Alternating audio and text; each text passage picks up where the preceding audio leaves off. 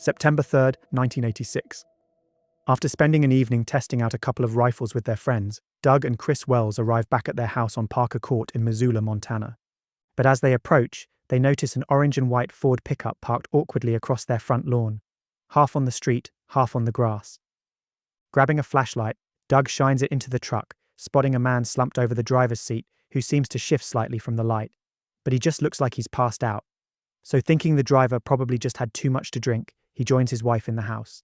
As Kris gets ready for bed, Doug, a gunsmith by trade, heads down to the basement, wanting to clean up one of the old Savage model rifles he had been testing out earlier that night before he goes to sleep. Once he's finished, he leaves the gun resting on his reloading bench beside 6 untouched cartridges. But just as he's about to head upstairs to bed with Kris, he pauses. He can't shake the sense that something's off about the truck parked outside. So he heads back out, planning to take down the license plate and call the cops. But when he opens his front door, the truck has vanished.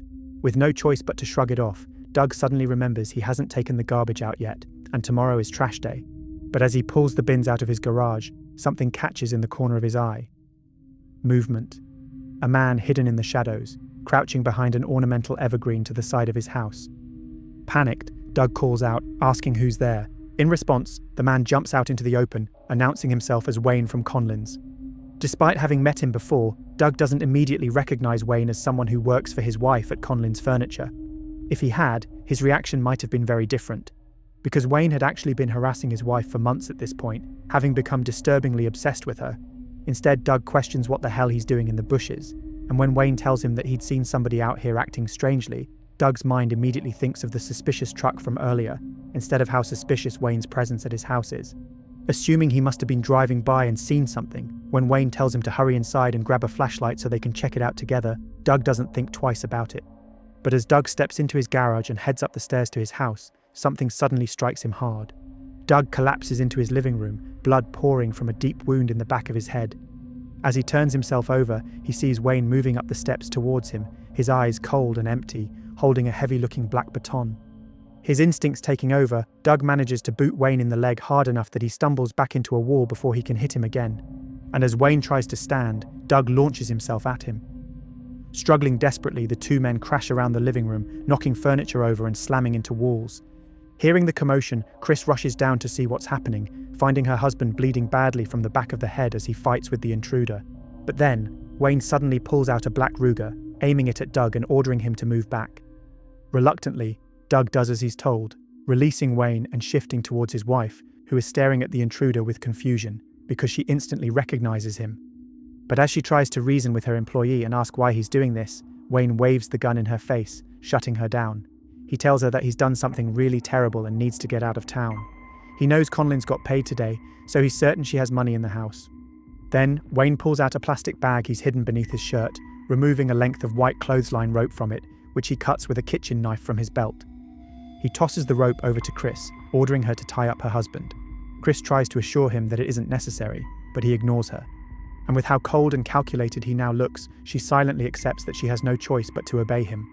So she ties Doug's hands and feet, with Wayne ordering her to pull the binds tighter and tighter. She then leads him to the money they have in the house, including showing him where her purse is. All the while, she tries to question him about what it is he's supposedly done, not yet realizing the gravity of the situation she's in. She doesn't even consider the idea that Wayne might have any intention other than robbing them. Not yet anyway. After searching through the house and closing all of the blinds, Wayne then ties Kris up as well, despite Doug's protests. He tells them that he'll call someone when he's gone to come and untie them, even getting them to give him the phone number of a friend, which he writes down on a note. However, through all of this, it starts to become clear to Doug that Wayne is not in a rush as he'd claimed. He doesn't even seem panicked. He seems calm and rational, like he knows exactly what he's doing. And then Wayne tells them that he's going to separate them so they can't help untie each other when he leaves. With Doug unable to do anything, Wayne carries Kris out of the room, down the hall, and into the bedroom. There, he uses more rope to tie her wrists and ankles to the bed, stuffing a makeshift gag in her mouth. With Kris secured, he returns to Doug and stuffs a sock into his mouth. Even though Doug instantly realizes he can just spit it out, he doesn't, thinking he should play along with Wayne, who is looking more unhinged by the minute. Then, Wayne takes Doug to the basement, helping him down the stairs and over to a post he can tie him to. But as he tries to tie him up, Doug slips down to the floor, bleeding badly from his head wound and struggling to stand. In anger, Wayne hits him with the baton, over and over again. Doug manages to scramble back, pleading with him to leave now he has the money, but instead, Wayne pulls his gun back out and tells him to move back to the post and to stay still this time, or he'll shoot him. Finally realizing that both he and Kris are in real danger, Doug has no choice but to let Wayne loop rope around his neck, armpits and shoulders, anchoring him to the post. When he's done, he heads up the stairs and slams the door shut behind him. And alone in the room, Doug's eyes immediately shift to the old rifle resting on his reloading bench. Upstairs, Kris tries desperately to loosen her binds, making slow but steady progress, knowing that she could get to the phone and call for help if she could just undo them. But before she gets a chance, Wayne returns, and without saying a word, he circles around her like a predator studying its prey. Confident her binds are still in place, he leaves the room again, returning to Doug to do the same thing. He continues moving back and forth between the two rooms for half an hour, with the couple both trying to free themselves every time he leaves them alone. But Doug's consciousness is fading fast, with an enormous amount of blood spilling from his head. And when his eyes open to see Wayne yet again, he suddenly feels a sharp blow to his chest. He looks down to see a knife piercing his body. He sucks in air as Wayne withdraws the blade, casually wiping away the blood on Doug's pants. This was his plan all along, to eliminate Doug and have Kris all to himself. So he heads up the stairs for the final time, leaving Doug alone to bleed out in the basement. Slumping down, Doug can feel his life fading away. But something inside of him refuses to give up, refuses to let Wayne do the same thing to his wife. And so he somehow finds the strength to stay awake, to force himself up, and to continue working to escape his binds. Eventually, he manages to loosen the ropes around his body and neck, just enough to slip one of his hands free, and with a desperate tug, he's able to pull the last knot and move his hands away from the post. Barely able to stand, Doug staggers over to the reloading bench and grabs the old rifle, but his hands are trembling so much that he can barely hold it, let alone load one of the cartridges into the chamber. Against all odds, he manages to load the gun, clamber up the basement stairs, and emerge back in the hallway. Knowing Wayne will return if he makes any noise, he hides himself in the shadows, aims the rifle at the top of the stairs, and kicks the wall as loudly as he can. Wayne appears just as he'd expected. He begins moving down the stairs when he suddenly spots Doug in the darkness, bloody and battered, and pointing the rifle at him. Doug sees a split second of fear flash across Wayne's face before he charges towards him. But Doug does not hesitate. The bullet hits Wayne in the side, causing him to stumble before scrambling back out of sight. Doug forces himself up the stairs after him with the now unloaded rifle, where he finds Wayne on his hands and knees, trying to stand. So he strikes Wayne on the back of the head and neck with the rifle until he collapses to the floor. But Wayne is still alive, crawling forward, down the hallway. So Doug continues to whack him with the gun with everything he's got. Finally, as they reach the bedroom door, the rifle's wooden stock shatters on Wayne's head, splinters flying everywhere. Wayne then rolls onto his back, pleading desperately for him to stop as he crawls into a corner of the bedroom, just as Kris frees herself from her binds too. As Kris sees the state of her husband, she begins punching Wayne in anger and fear, getting in Doug's way. But Doug can see Wayne reaching for his own gun. So he shoves Kris back onto the bed and swings with what's left of the rifle, hitting the gun just as Wayne fires, sending the bullet into the ceiling. With Wayne continuing to pull his trigger, Doug hits him relentlessly to try and stop him, not even stopping when one of the bullets tears through his leg. The lamp beside them falls and shatters, plunging them into darkness, the only light now coming from Wayne's gunshots. But Doug knows there's a handgun in one of the bedroom drawers, so he clambers over to it in the darkness and pulls it out. He then flicks on the main light, planning to catch Wayne off guard and shoot him. But then he stops. Wayne is wheezing and his eyes are rolled back, having accidentally shot himself in the head with his own gun during the chaos. Kris kicks his gun away from his hand as Doug lies down on the bed, knowing that he's managed to save his wife, but not himself. At least that's what he thinks. But he's wrong. Despite his serious injuries, after hours on the operating table, Doug is able to pull through and make a full recovery. Wayne, on the other hand, is not so lucky. But Wayne Nance was not just any old home invader. While Doug believed he had just killed an intruder in self-defense, he had, in reality, just ended the reign of terror of one of the nation's most vicious, unknown serial killers. Because after Wayne's death, evidence found in his house and later revelations would confirm that between 1974 and 1986, he had already murdered at least 6 other people before attacking Kris and Doug that night. With his crimes only being connected to him after his death, the true number of Wayne's victims are unknown, and nowadays, he is better known as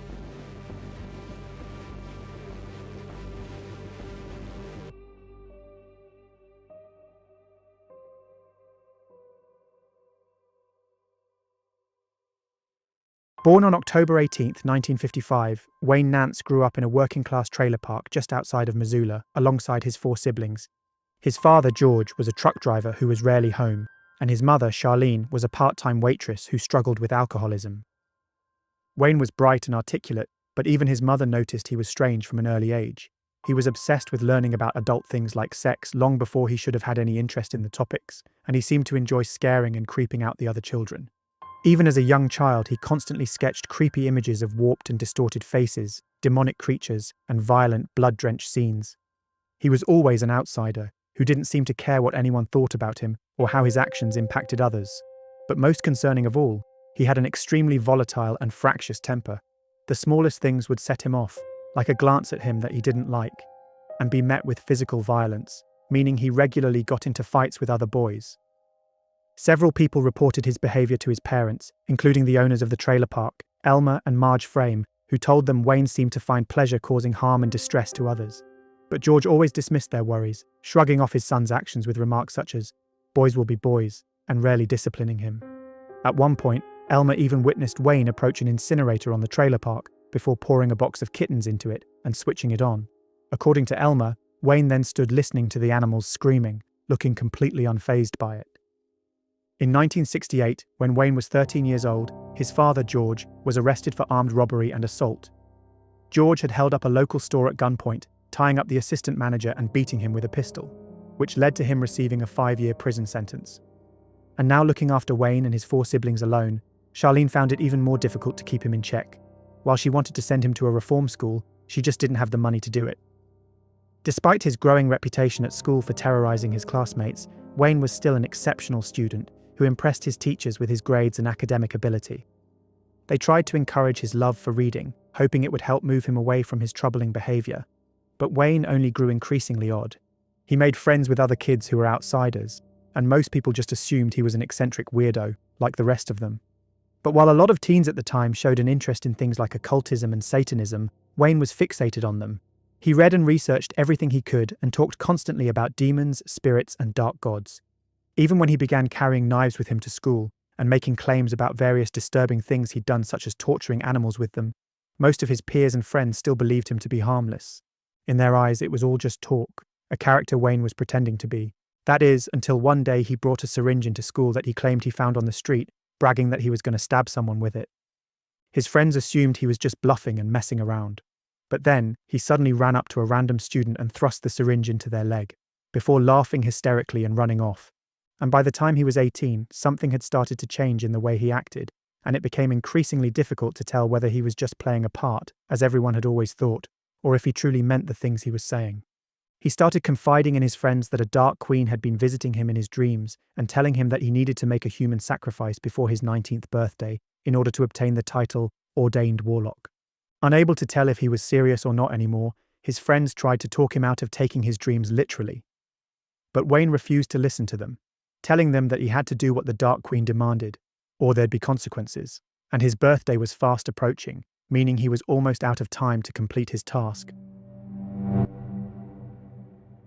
On April 11, 1974, authorities believe Wayne targeted his first known victim at the age of 18. Instead of choosing somebody random to sacrifice to his Dark Queen, he selected a victim he was familiar with, the mother of one of his schoolmates, Donna Pounds. Wayne had visited the Pounds house many times and was well acquainted with the family's routine and schedule. He also knew the family was selling their home, which meant they often left the front door unlocked for the realtor. He even knew where Donna's husband, Harvey, kept his gun. It's also worth mentioning, given Wayne's satanic beliefs, that the Pounds were an extremely religious family. They were active members of the Bethel Baptist Church, where Harvey served as a deacon. Harvey was particularly devout and was preparing to lead a new congregation, which prompted the sale of their house. He even hosted a radio show that preached against the dangers of Satanism, which he believed was on the rise. That afternoon, when Donna returned to her empty house at around 1:30 p.m., she was confronted by Wayne standing in her master bedroom, holding her husband's .22 caliber pistol, having slipped into the house through the unlocked front door. Before she could even try and plead with him, he fired a warning shot, silencing her. He then ordered her onto the bed and tied her wrists and ankles to the posts with pieces of white rope he'd brought with him in a black gym bag. He then cut away her clothes with a knife and proceeded to assault her. Afterwards, he untied her and forced her down into the basement, bringing her to a small furnace room beneath the stairs. There, he tied her back up, taped her mouth shut and stood behind her. He then fired 5 shots into the back of her head at point-blank range. As a final act of violation, he inserted the gun inside of her, leaving it there. Then he turned off the lights, climbed the stairs, and left. When Harvey arrived home, one of his daughters was watching TV with a friend, unaware her mother's dead body was down in the basement beneath them. She told him there were ropes on the bed upstairs for some reason, which he immediately went to investigate. In the bedroom, he found the ropes as well as clear signs that something terrible had happened: Donna's ripped clothes and his empty gun holster. Trying not to panic them, he convinced his daughter and her friend to go over to her place. Once he was alone, he continued looking through the house, trying to figure out what had happened and where his wife was, both of which were answered when he entered the basement and found her dead body still on her knees by the furnace. He immediately called the police, who rushed to the scene, with detectives later stating it was one of the most vicious crimes the area had ever seen. Although the detectives tried to keep the severity of the crime hidden to avoid causing mass panic in the small, tight-knit community, rumours quickly circulated about what had happened, and one such rumour was started by Wayne himself. Because the next day at school, Wayne sat next to his close friend Bill Van Canagan on the gym bleachers and coldly told him, "It's done." Then Wayne pulled up his sleeve, revealing a crude, bloodied pentagram he had carved into his forearm. Bill knew exactly what he was referring to. He knew in that moment that Wayne had made his sacrifice to the Dark Queen and that he had murdered Donna Pounds. But he didn't know what to do with the information, especially given Wayne had started making thinly veiled threats to harm him if he told anyone. He worried that if he went to the police, Wayne would find out, and he would murder him next. Wayne, after all, knew everything about him. He was one of his closest friends, or at least he had been. So Bill chose to take his information to their school principal instead, Don Harbaugh. Although Principal Harbaugh took him seriously, he also pointed out that he had no evidence Wayne had killed Donna, and that if he was wrong, accusing him of murder on the basis of his strange behaviour would ruin his life. Ultimately, he told Bill that unless he was willing to talk to the sheriff's department himself, there wasn't much he could do to help him. Surprisingly, Bill did actually find the courage to go directly to the police. And although the information he offered them gave them nothing concrete to arrest Wayne with, it turned out they had actually already been looking in his direction. Detectives had initially suspected Harvey Pounds of killing his own wife, especially as he had no alibi, and they had learnt he had been having an inappropriate relationship with another woman, giving him a motive. However, a number of witnesses came forward saying they had seen Wayne near the Pounds house on the day of the murder, with others describing someone who matched his build, carrying a black gym bag through the field behind the house. It also turned out he had skipped school that day, and nobody knew where he had been. And finally, a blood-stained latex glove was discovered on the road towards the trailer park he lived in, which had been sent off to an FBI lab for analysis. So armed with all this information, deputies went to Wayne's home in the trailer park while he was at school, where his mother, Charlene, let them in after they showed her a search warrant. Among the searchers was Deputy Larry Weatherman, whose career would in many ways be defined by this case. He had been the one who had found the latex glove, and once inside Wayne's room in the trailer, he was determined to find its missing partner. Deputy Weatherman was shocked at how neat and orderly Wayne's room was. He didn't find the glove, but he did locate a black gym bag that matched the one witnesses had seen someone carrying. And when he opened the bag, he discovered a range of bullets and shell casings inside, some of which happened to be the same brand as the ones used in the murder. The deputies even managed to locate a pair of Wayne's underwear in one of his drawers that had a dark stain on it that looked like blood, which Charlene told them she had only just washed and wasn't able to get the discoloration out. With all this evidence, they brought Wayne in for questioning. But when they spoke to him, he was calm and articulate and answered every question with ease. He told them he had been at home working on a class project that day, that the glove had nothing to do with him, that the shell casings and bullets were just random ones he had collected. He even willingly took a polygraph test for them, which he passed with ease. And given this was the early 1970s, when polygraph tests were much more widely accepted as reliable, this seemed to suggest that Wayne was telling the truth to them. By contrast, Harvey Pounds' polygraph test came back inconclusive, muddying the water even more. But what detectives didn't know at the time was that Wayne had done his homework on polygraphs, learning exactly what they measured and how they could be deceived. This included an in-depth discussion with lawyer Ronald McDonald about them while he was considering representing Wayne, though he ultimately declined to be his lawyer, finding his presence too unsettling. When the results came back from the underwear found in Wayne's bedroom, they confirmed that the stain was human blood, but the sample had been scrubbed too well to be able to confirm who it belonged to. Similarly, none of the bullets found in the gym bag were an exact match for the ones used in the murder. So with no solid evidence connecting him to the case, they were never able to formally charge Wayne for killing Donna Pounds, and instead focused their attention on Harvey, who at the time was seen as a more viable suspect. And before long, the investigation stalled and the case began to turn cold. But Deputy Weatherman never forgot about Wayne and never stopped believing he had murdered Donna Pounds. 2 months after Donna's murder, Wayne graduated high school and joined the Navy, moving to San Diego to begin his training. And just like that, he was gone, off to see the world, and out of Missoula. He didn't even stick around to greet his father when he was released from prison. For some reason, Wayne appeared to lose all interest in Satanism and the occult around this time. His obsession, his apparent motive for needing to murder Donna, being dropped as if it had never meant anything to him, as if it was just a typical teenage phase he'd grown out of. After completing his training, Wayne became an electrician aboard the USS Robertson, where he gained a reputation as an excellent, hard-working member of the crew. But everything changed in 1976, when he received a subpoena to appear before a grand jury in Missoula. Since the murder of Donna, several more murders had occurred in the county of Missoula, with none of them being solved. And this had led to a growing paranoia that a satanic cult was operating in the area. Though this rumor likely originated with Wayne's ties to Satanism and the occult, it put immense pressure on the authorities to try to solve some of these murders. And as a result, a grand jury was assembled to review the case of Donna Pounds. In total, more than 100 witnesses were called to testify, including Bill and various friends and classmates of Wayne, who told the jury about the things Wayne had said and done both before and after Donna's murder. However, Wayne himself seemed cold and disinterested throughout proceedings, denying any involvement and answering every question put to him with ease. In the end, despite the authorities proving his school project alibi had been a lie, the grand jury, just like the original detectives, did not find enough evidence to indict him, and Wayne was sent back to San Diego. But in San Diego, back aboard the USS Robertson, something changed in Wayne. He seemed unsettled by what had happened, and his mindset was suddenly completely different. Where before his record had been spotless, over the next year he faced numerous disciplinary fines and rank reductions for being caught with various illegal substances, such as LSD, stolen property, and illegal butterfly knives. And by 1977, he had been discharged for misconduct, ending his military career at the age of 22. Forced to return to Missoula, Wayne struggled to blend back into the community, given many people still suspected him of both murdering Donna and being part of a satanic cult. This led to him briefly heading over to Seattle in 1978, where it's now believed he claimed his next victim.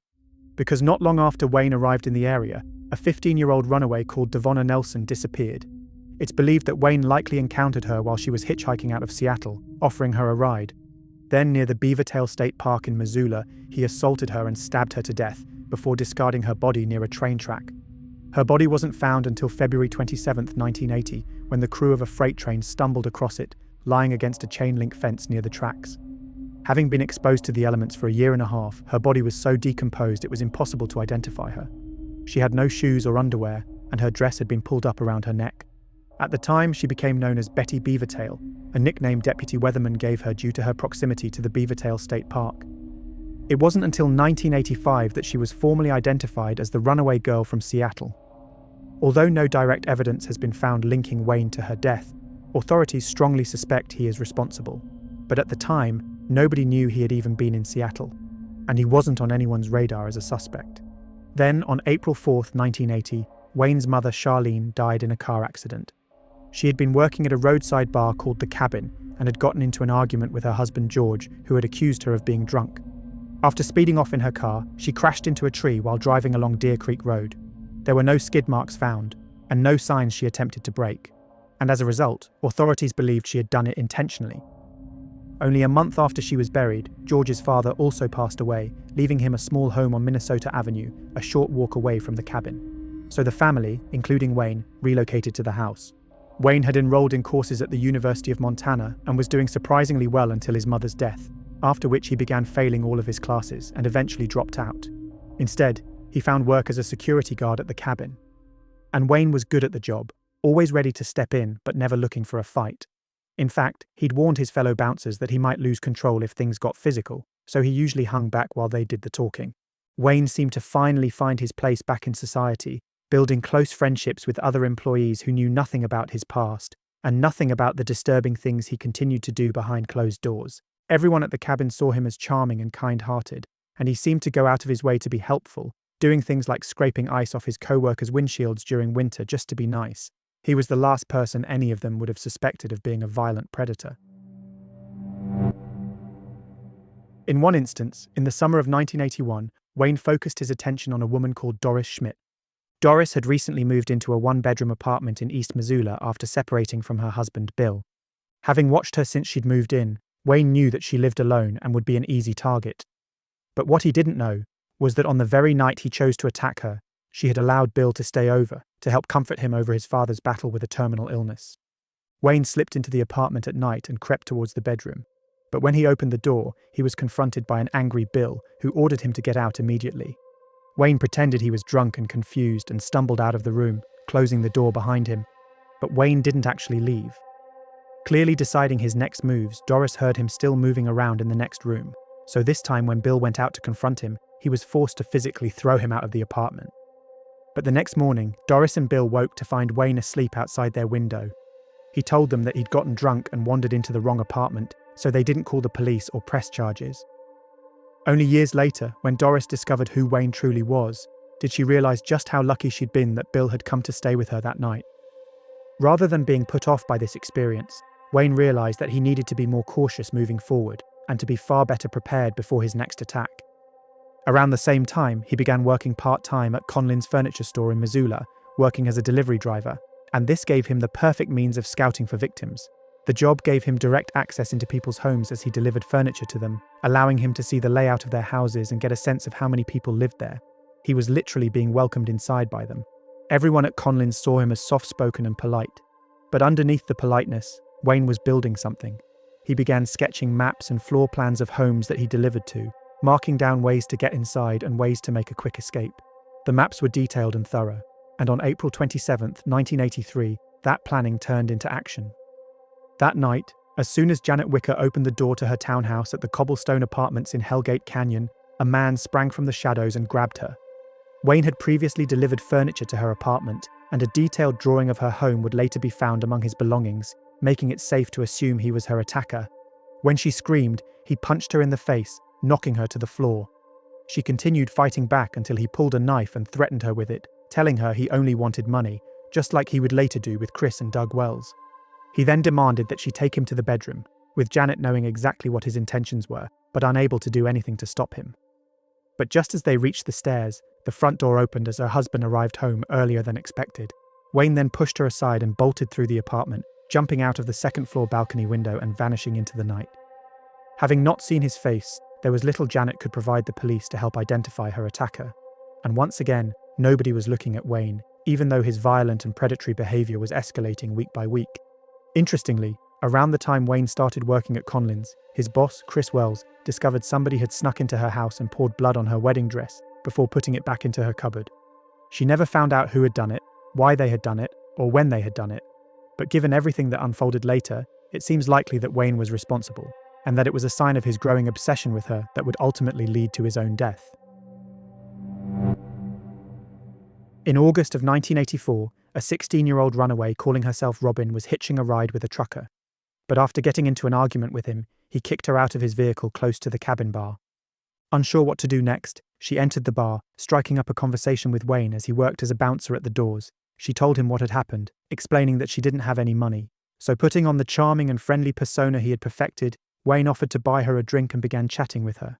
After telling him she had nowhere to stay, Wayne invited her to crash at his place for a bit, until she figured out what she was going to do next. Feeling an instant connection with him, she happily agreed to his offer. Even his father, George, seemed to accept her in the house, offering her money to do various chores for him. Wayne's co-workers, particularly a woman called Julie Slocum, who happened to have a crush on him, all found the dynamic between the two strange. Wayne didn't usually speak much about his private life, but now he was bragging about his sex life with Robin and telling everyone how infatuated with her he was. But around a month after she'd shown up at the bar, Robin suddenly vanished. The last time anyone saw her was at a birthday party for Julie, and when Julie and Wayne's other co-workers asked about her whereabouts, Wayne simply stated, "She's gone," which they all just assumed meant the two had broken up and that Robin had moved on, hitchhiking somewhere new. Though Julie couldn't shake the feeling that there was something off about it all. And she was right. Robin hadn't just gotten on a bus or in a truck and left town. She was dead. Trusting Wayne completely, she had happily accepted his invitation for a walk in the woods, likely expecting a romantic outing. Instead, Wayne led her to a shallow grave near the Bonner Dam. While it's unknown exactly what happened next, what is known is that he shot her in the back of the head, then twice more in the temple. She was left face up and naked in the grave. But unlike his previous murders and attacks, Robin's death seemed to deeply affect him, and he became noticeably withdrawn and irritable afterwards. Eventually, this led to the breakdown of his friendships with the other staff at the bar, including Julie, before he quit his job altogether, going full-time at Conlin's instead. Then, on Christmas Eve 1984, a nature photographer was walking along the frozen Clark Fork River near the Bonner Dam when he saw something poking out of the frozen ground. As he approached to see what it was, he found himself looking at a decomposed human leg.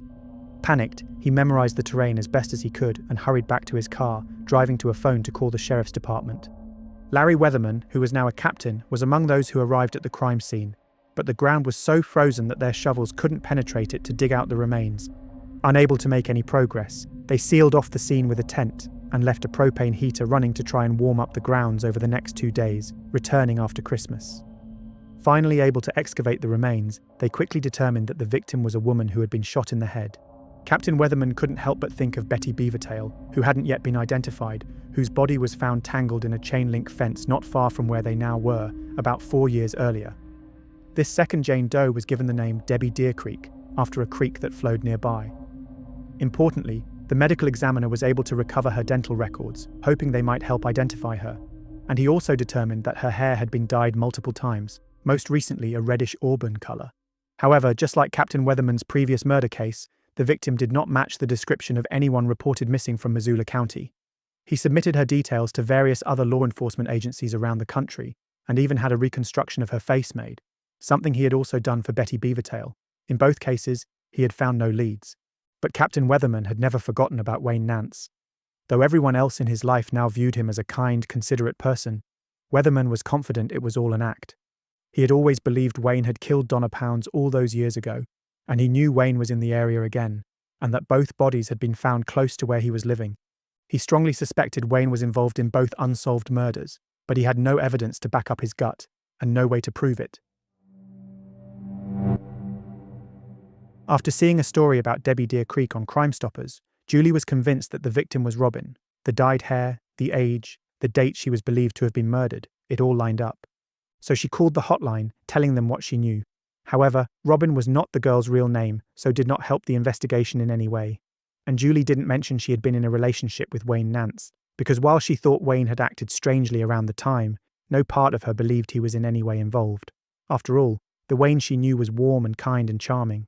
Just like Julie, Wayne's co-workers at Conlin's only ever saw this side of him, and nobody believed for a second he could be responsible for any sort of crime. So when women began filing complaints stating that Wayne had been making obscene anonymous phone calls to them after delivering furniture to their houses, they were ignored. Nobody at the store ever followed up on them, and they were dismissed as the work of a prankster.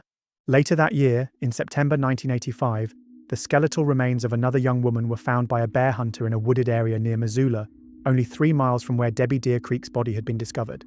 Found with no clothes, no ID, and no personal items of any kind, and believed to have been left there for around a year, she was dubbed Christy Crystal Creek, after another nearby creek. Her body was severely decomposed, and she had been shot twice in the head at close range, with 2 .32 caliber bullets discovered lodged in her skull. Christy was estimated to be between 18 and 35 years old, with her dental work indicating that she may have been of Asian heritage. Captain Weatherman was hopeful this might make it easier to identify her, given dental records had just helped him to identify Betty Beavertail at long last. Interestingly, it was actually the Green River Killer Task Force who helped them to identify her as Devonna Nelson, the 15-year-old runaway from Seattle, not Montana, as Weatherman had always believed. Given the task force was hunting a serial killer who had been preying on young women, mostly runaways and sex workers, since 1982, they were cross-referencing missing persons with unidentified remains across the region. Captain Weatherman had submitted dental records for Betty Beavertail to try and identify her, and the task force found them to match the records they had for Devonna, who they had initially believed may have been a victim of the Green River Killer. But while Captain Weatherman had been able to finally identify Devonna, he had no knowledge that Wayne had been in Seattle when she vanished, and her identity brought him and his team no closer to linking Wayne, or anyone else, to the 3 murders. A few months later, on December 12, 1985, the Shook family's quiet evening in their new home was interrupted by a violent knock on their door. At the time, Teresa Shook was baking cookies, and her husband Mike was relaxing on their new sofa, which had been purchased at Conlin's Furniture and delivered a couple of weeks earlier by Wayne. Before Mike and Teresa could properly react to the loud knock, their 4-year-old son Luke rushed to the door and opened it. Standing on the other side was Wayne, holding a gun and with a knife tucked into his belt. When Luke asked who he was, Wayne stared at him for a moment before responding, "I'm Conan the Barbarian." Then, without warning, he pushed the toddler aside and shut the door. He told Mike and Teresa that he wanted money, promising that they wouldn't be harmed if they complied with his demands. While it's unclear what happened next, something led Wayne to shoot Teresa in the leg, and it would later be determined he had attempted to dig the bullet out of her leg with a knife, though he had not been successful. It's unclear exactly why he did this, but it could imply he had intended for the shot to be a warning, just like in the Donna Pounds case, or that he had been trying to retrieve the evidence and cover his tracks. A struggle then broke out, during which Mike was struck in the head before being tied up, stabbed in the chest, and left to die where he fell. This was almost identical to what he would go on to do to Doug Wells, as detailed in the opening of this video. After killing Mike, Wayne forced Teresa upstairs and tied her to the bed with rope. He then assaulted her and stabbed her to death. She was left with her underwear missing and a pillow placed over her face. Throughout the ordeal, Luke hid in his room and remained too scared to move. His 7-year-old brother, Matt, slept through the entire thing, and their 2-year-old sister, Megan, was left crying in her crib next to her mother's lifeless body. Around 10 p.m, a neighbour observed a pickup truck leaving the Shook home, one that happened to match Wayne's vehicle, a maroon Toyota 4x4. And 2 hours later, Wayne returned and ransacked the home, stealing a stag-handled hunting knife, a collection of silver dollars, and an elk statue. But Wayne didn't realise that the statue was a one-of-a-kind item made specifically as a gift for Mike from Teresa, or that the knife was also custom-made, given to Mike as a gift from his father. Luke heard movement inside the house and crept out to see what was going on, quickly retreating to his room when he spotted the same man who had attacked his parents earlier that night. Wayne then piled up pieces of furniture and magazines and set them on fire, seemingly intent on destroying any evidence tying him to the attack and killing the children who might be able to recognize his face. However, Mike Shook had built his new home to be airtight, so when Wayne closed the door behind him, he unknowingly cut off the oxygen supply to the fire. Although it failed to properly ignite as he'd planned, it did fill the house with poisonous gases as it smouldered through the night. When Matt finally woke up, he made his way to his younger brother, intending to get their little sister and head to safety. But on their way, the two boys succumbed to the toxic fumes and passed out. The next morning, a family friend arrived to drop his son off, who Teresa had been babysitting. Seeing the smoke, he entered the house with his sleeve covering his mouth.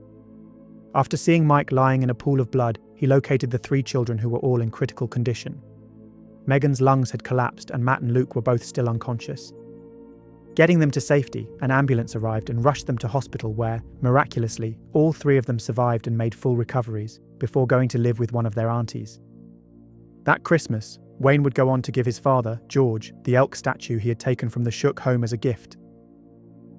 Sheriff Dye and the Ravalli County Police, however, hadn't even realised anything was stolen, with the house remaining sealed off as a crime scene for months. As with Wayne's other crimes, there was no physical evidence found at the scene linking him to the attack. Though Luke had seen the intruder and told the police it was someone the family had met before, he couldn't provide them with any specifics to help identify him. They questioned everyone who had worked on the construction of the Shook's home, but it didn't occur to them to speak to anyone who had delivered items, such as their furniture. So they never made the connection to Conlins or Wayne. Even Captain Weatherman had failed to connect the case, despite the use of identical rope binds to some of Wayne's previous attacks. The details of the rope weren't publicly released, and the specifics of Sheriff Dye's investigation weren't even shared with him, being kept contained to a small team of Ravalli County investigators. After 6 months, by July of 1986, the case seemed destined to turn cold. Around the same time, the family of the Shooks were finally allowed back into the house, and upon sorting through their belongings, Mike's father noticed all 3 of the missing items. Though at the time, he didn't bother telling the investigators, having completely lost faith in Sheriff Dye and his team, believing they had mishandled the case from the very start. Knowing they needed to try something different to lure the killer out, Sheriff Dye made the risky decision of releasing false information to the press. He told them that they had physical evidence from a suspect that was currently being tested. Seemingly, this news did actually have an impact on Wayne, because almost immediately after it was published, he began acting strangely. His co-workers at Conlins all saw the shift in his behaviour, especially his boss, Kris Wells. Everyone, including Kris, knew he had a crush on her, and he had made inappropriate advances towards her multiple times in the past. Kris knew he was a little eccentric despite his charm, and had previously been warned by her husband Doug not to encourage him, as he thought there was something off about him. And now more than ever, Kris agreed with him. Wayne was her best worker in the warehouse, but he was suddenly aggressive and temperamental.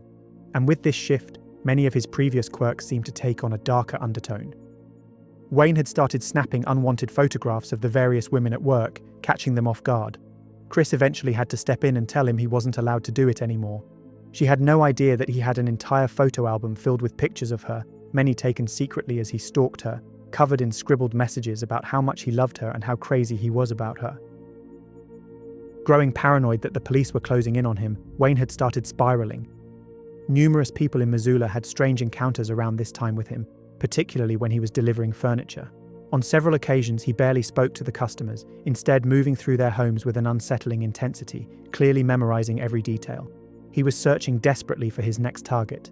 Even Wayne's old friend Bill Van Cannigan experienced a strange encounter with someone who, in hindsight, was almost certainly Wayne. One night, he woke to the sound of footsteps in his house, and when he went to investigate armed with a golf club, he saw a shadowy figure bolt out of the house. Whatever was going on inside Wayne's head, he clearly made the decision that Kris Wells, the object of his obsession, was going to be his next target. And so, on September 3rd, 1986, he attacked her husband Doug outside their house, setting into motion a series of events that would lead to his own downfall, as detailed in the opening of this video. Soon after the news broke, the man who had been parked in his truck outside the Wells home came forward, worried he was going to be linked to what had happened. It turned out he had nothing to do with Wayne or the attack, and he had been spying on his girlfriend across the street who he believed was cheating on him before falling asleep. While Doug was severely injured during the attack, there was only one person who died that night. Captain Weatherman was shocked to learn that Wayne had been killed in a failed home invasion, especially given the crime mirrored almost perfectly what had previously happened to the Shook family. So after years of suspecting Wayne may have been the serial killer responsible for the many Jane Does he had been investigating, Captain Weatherman finally had the chance to look through his belongings, and what he found made it clear that his gut and his suspicions had been right all along. After searching his house and workplace, investigators found the stolen items from the Shook house, items only their killer could have had in his possession. They then learned that he had delivered furniture to their house a month before the murders, and that he had sketched a detailed map of their home. They also confirmed that the bullet found in Teresa's leg had been fired by a gun belonging to Wayne's father, George. There was no doubt that Wayne had murdered Mike and Teresa Shook. As well as the map of the Shook house, investigators discovered dozens of hand-drawn maps of other houses and apartments, most of which were confirmed to be homes Wayne had delivered furniture to for Conlins. They also discovered a hair that was found to have the exact same layers of dye on it as the hair of Debbie Deer Creek. They even found a photograph of him and a girl, who Wayne's acquaintances told them was the Robin he had dated, which was later confirmed by a forensic anthropologist to be Debbie, though they still did not manage to formally identify her. Given it seemed clear that Wayne had killed Donna Pounds, this meant they now had evidence tying him to 4 murders, as well as the attack on Kris and Doug. They then discovered that Wayne had been in Seattle when Devonna Nelson had vanished, making him the prime suspect in her murder as well. He was also assumed to be responsible for the murder of Christy Crystal Creek, given how close she was found to his other victims, and how similar her murder appeared to have been. Despite the overwhelming evidence against Wayne, he was never able to be charged for any of his crimes. And to this day, his involvement in several of the cases discussed, as well as several more in the area, is suspected but not definitively proven. In 2005, Robin, also known as Debbie Deer Creek, was finally identified as Marcella Sherry Bachman. Even though Weatherman had retired in the year 2000, he had never stopped searching for her identity, saying that it's one of the most important things law enforcement can do. Her brother Derek had spent years looking for her, going as far as to hire a private investigator. This PI then got in touch with the Green River Task Force, believing she may have been a victim of the Green River Killer. Just like they had done with Devonna, the task force made identifying Marcella possible, this time by obtaining DNA samples from her mother to compare to the many unknown victims they had. When Weatherman submitted a sample from Debbie Deer Creek in 2004 to the University of North Texas, who had been given a federal grant to assist in solving cold cases with DNA, it came back as a match for the sample Marcella's mother had provided to the Green River Task Force. Then, in May 2021, after 36 years, Christy Crystal Creek was also identified. With the use of new modern genetic genealogy techniques, relatives of hers were located, and she was finally revealed to be 23-year-old Janet Lee Lucas from Spokane, Washington. She had last been seen in Idaho in 1983, and nobody knows how or why she ended up in Missoula. Her identification provided closure to her son, who was 5 years old when she vanished, and had spent much of his adult life searching for her. Even now, No one really knows exactly how many lives Wayne took, or what else he might have done, and it's likely some of his secrets will stay hidden forever.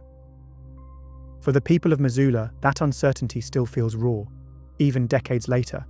Wayne Nance wasn't just a killer, he was someone they knew, someone they trusted. And in a place like Missoula, that might be the most frightening thing of all. And with that, our deep dive into the case of the Missoula Mauler comes to a close. As always, thanks so much for watching. And if you found this video interesting, then don't forget to like and subscribe, and feel free to drop a comment down below to let me know your thoughts, and to appease the almighty algorithm gods, of course. If you want to support my channel further, there's a membership option here on YouTube, and a Patreon linked below. And I just want to take a moment to give a massive shout out to all of my existing members and Patreon supporters, as it really does mean the world to have you in my corner. Until next time, you have been watching The Mystery Abyss.